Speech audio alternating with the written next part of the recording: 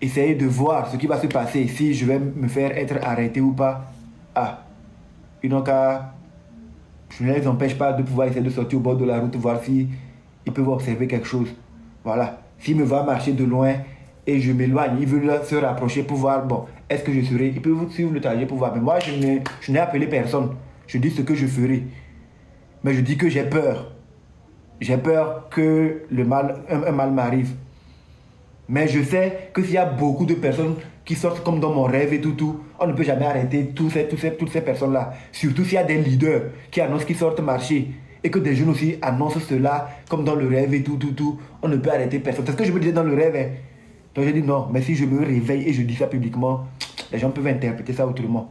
Donc je ne peux pas parler de ça dans la réalité. Mais je sortirai pour marcher. Mais j'ai peur.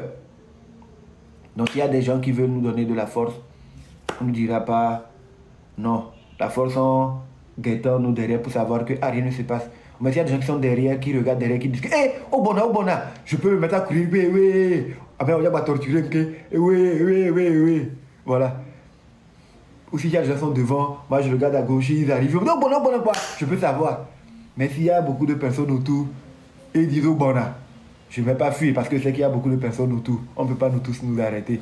Donc, moi, je dois faire mes 100 pas pour ma rééducation. Et parce que je suis victime de torture. Je ne suis pas d'accord envers l'impunité de mon pays.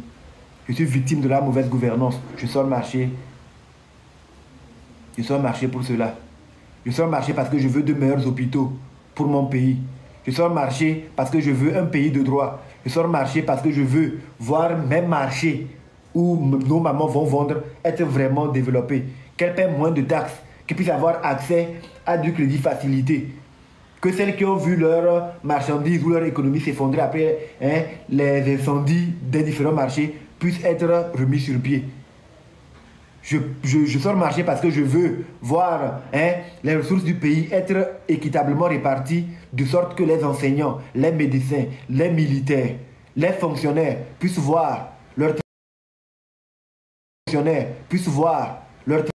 train de vie évoluer. Je sortirai marcher pour cela. Donc c'est le 30 août. Moi je vais le faire. Le 30 août. Le 30 août.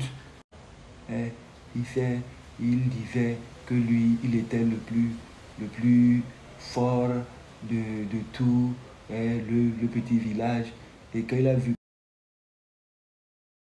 comment les gens sont sortis et tout, et on demandait aux gens pourquoi ils sont sortis, les gens disaient le pourquoi, il a eu honte, il a fui, ce qui s'est passé jusqu'à, il a fui, bon, oh, le monsieur là, il a été mauvais pour les gens dans le village là-bas, si je me réfère à mon rêve. Bon.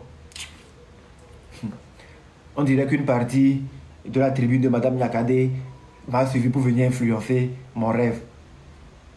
Bref. Parlons de la brave Madame Nyakade, justement. C'est sur ce point que je vais conclure mon live.